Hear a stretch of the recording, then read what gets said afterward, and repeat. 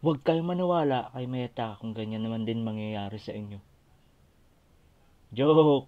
So let's go guys sa mga kasolid and sa mga risk taker kay Lolo Meta natin dyan. Kung ayaw nyo maniwala, edi wag. Ayan.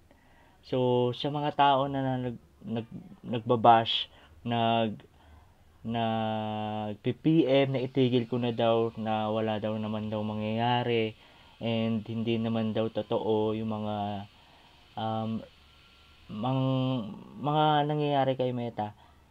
Para sa atin naman, nasa sa atin naman yung desisyon and ayan yung patunay sa gilid. Ayan.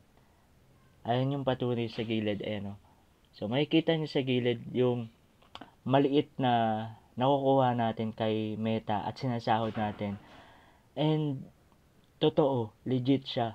Legit siya kapag gusto mo yung ginagawa mo and wala kang tinatapakan na tao. And nag-enjoy ka lalo.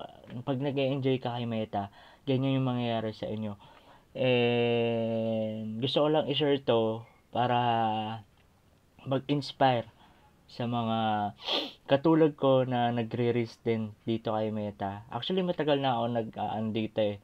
And maraming challenges, maraming ganyan. And hindi ako makapaniwala na ayan na, may result na yung pinaghirapan natin. And unti-unti, manifest natin this year 2025. Mas lumaki yan at marami tayong matulungan.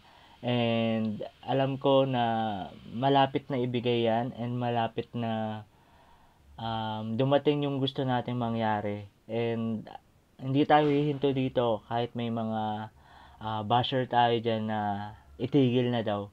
Pero wag tayo maniwala doon kung alam naman natin kaya natin and alam naman natin na gusto natin yung ginagawa natin. Pagpatuloy lang na natin yan and let's go! So, yun guys nga, ang tagal na yan eh. Makikita niyo dyan, 2023. Tapos, 2024. So, maliit na bagay, kapag pinaghirapan mo yan at pinagsama-sama mo yan, malaki yan. And, di naman tayo ganun kakilala sa ganitong larangan.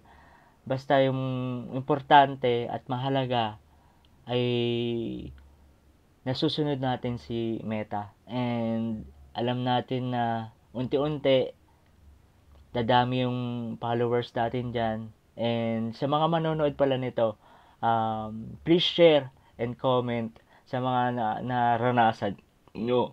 And paki-follow na rin po ako guys kung gusto nyo pang marami pang mapakita dito sa Facebook Meta. And ayun na nga, let's go. Salamat, maraming salamat. And ayun, manifest natin this year.